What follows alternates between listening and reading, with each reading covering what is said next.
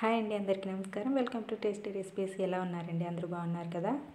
ఈరోజు నేను మీకు జంతికలు చేసి చూపించబోతున్నానండి. అది కూడా శనగపిండి బియ్యపిండి వాడకుండా క్రిస్పీగా చాలా బాగుండేలాగా చేసి చూపించబోతున్నాను. గ్యాస్ ప్రాబ్లం ఉన్న వాళ్ళైనా, కార్బోహైడ్రేట్స్ వద్దు అనుకునే వాళ్ళైనా ఇలా ఈ జంతికలు ట్రై చేసి చూడండి. చాలా క్రిస్పీగా ఉంటాయి, చాలా టేస్టీగా ఎంజాయ్ చేయొచ్చు. లేట్ చేయకుండా ఎలా చేయాలో చూసేద్దాం. ముందైతే కుక్కర్ తీసుకొని 1 కప్పు మినపగుండ్లు తీసుకున్నాను.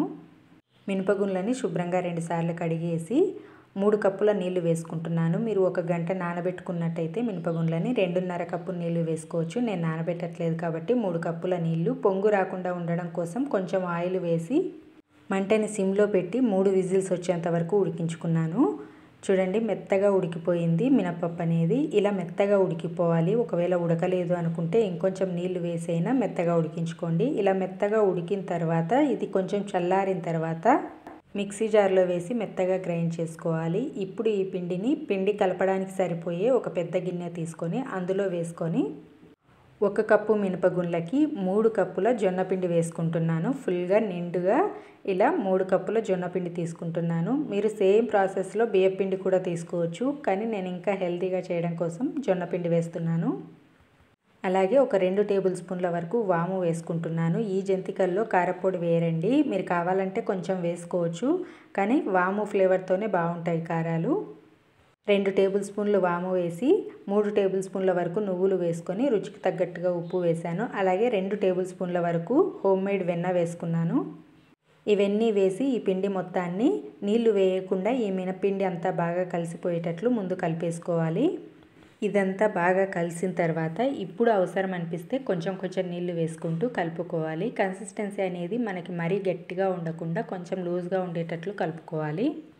కొంచెం నీళ్లు వేసుకుంటూ చూడండి, కన్సిస్టెన్సీ ఇలా ఉండాలి. పిండి సాఫ్ట్గా అనిపించేటట్లు ఈ కన్సిస్టెన్సీలో కలిపి ఒక 10 నిమిషాల పాటు పక్కన పెట్టేసుకోవాలి.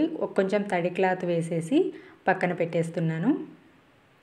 ఆయిల్ తక్కువగా పీల్చడం కోసం మనం మరీ గట్టిగా కలుపుకున్నాము అంటే పిండిని జంతికలు గట్టిగా వస్తాయి, అలాగే చేయడం కూడా కష్టంగా అనిపిస్తుంది. 10 నిమిషాల తర్వాత చూడండి, పిండి ఇలా సాఫ్ట్గా ఉండాలి. ఇప్పుడు చక్రాల గిద్ద తీసుకొని ఇందులో 3 హోల్స్ ఉన్న చిన్న హోల్స్ ఉన్న ప్లేట్ వేసుకున్నాను. ఇది ఫిట్ చేసుకున్న తర్వాత దీనికి కొంచెం ఆయిల్ అప్లై చేసుకోవాలి. ప్రతిసారి చేయాల్సిన పని లేదు, ఒకసారి 2 సార్లు చేసుకుంటే సరిపోతుంది. ఒకసారి చేసిన తర్వాత సగం పిండి వరకు అయిపోయిన తర్వాత మళ్ళీ ఒకసారి కొంచెం అలా ఆయిల్ అప్లై చేస్తే సరిపోతుంది. పిండి అంటుకోకుండా ఉంటుంది. ఇప్పుడు జంతికల పిండిని కొంచెం ముద్దలాగా చేసి దీని నిండా పెట్టేసుకున్న తర్వాత మిగిలిన జంతికల పిండికి మళ్ళీ క్లాత్ కప్పేసి పెట్టేసుకోవాలి, ఆరిపోకుండా ఉంటుంది పిండి. ఇప్పుడు జంతికలు చేయడం కోసం మనం ఏదైనా కవర్ కానీ, లేదంటే బటర్ పేపర్ కానీ, ఆయిల్ పేపర్ కానీ, ఆయిల్ కవర్ కానీ అలా తీసుకొని ఇలా మనకు కావాల్సిన సైజులో చుట్టేసుకోవడమే. కొంచెం చిన్న సైజులో చుట్టుకుంటే బాగుంటాయి, నచ్చిన సైజులో చుట్టేసుకోవచ్చు. అన్నీ ఇలా చుట్టేసుకొని వేసుకోవడం ఈజీగా ఉంటుంది. చేత్తో అయినా వేసుకోవచ్చు, లేదంటే ఇలా గరిటెతో కూడా వేసుకోవచ్చు. ఇలా తీసి గరిటె పైన వేసి, లేదంటే ప్లేట్ పైన వేసి కూడా వేసుకోవచ్చు. ఇలాగే దీనిపైన వేసుకునే కంటే కూడా ఇలా పేపర్ పైన వేసుకున్నాము అంటే అన్నీ ఒకేసారి వేసి పెట్టేసుకొని వేసేసుకోవచ్చు ఆయిల్లో. ఆయిల్ బాగా హీట్ అయిన తర్వాత ఇలా చెక్ చేసుకోండి. ఒక చిన్న ముక్క వేసాము అంటే వెంటనే పైకి రావాలి. ఆయిల్ బాగా ఇలా కాగిన తర్వాత ఇప్పుడు మంటని సిమ్లో పెట్టి జంతికలు వేసుకోవాలి. మంటని సిమ్లో పెట్టి వేయడం వల్ల మనకి చేతికి ఆయిల్ హీట్ అనేది తక్కువ ఉంటుంది, ఈజీగా వేసుకోవచ్చు. ఆయిల్కి సరిపడా జంతికలు వేసిన తర్వాత మంటని మీడియం ఫ్లేమ్లో పెట్టుకోవాలి. మీడియం ఫ్లేమ్లో పెట్టి 1-2 నిమిషాలు వేగనివ్వాలి, గరిటె పెట్టకుండా. అలా వేగిన తర్వాత అప్పుడు రెండో వైపు తిప్పి 1-2 నిమిషాలు వేగిన తర్వాత అప్పుడు హై ఫ్లేమ్లో పెట్టుకోవాలి. ఒకేసారి మంటని హై ఫ్లేమ్లో పెట్టామంటే పైన క్రిస్పీగా వస్తాయి, లోపల మెత్తగా ఉంటాయి. కొంచెం వేగాక మంటని హై ఫ్లేమ్లో పెట్టి ఇలా నురగ మొత్తం అణిగిపోయేంత వరకు కాల్చుకోవాలి. మనం కారపొడి వేయలేదు కాబట్టి మరీ ఎర్రగా రావు, కానీ అర్థమైపోతుంది వేగాయి అనేది. బియ్యపిండితో చేసుకున్నవి కాదు కాబట్టి మరీ తెల్లగా కూడా లేవు. వేగిన జంతికల్ని తీసిన తర్వాత మళ్ళీ 1-2 నిమిషాల పాటు మంటని హై ఫ్లేమ్లో పెట్టి ఆయిల్ని హీట్ అవ్వనివ్వాలి. హీట్ అయిన తర్వాత మళ్ళీ రెండోసారి వేసుకోవాలి. మంటని సిమ్లో పెట్టి వేసి ఇలా అన్నిటిని కాల్చుకోవడమే.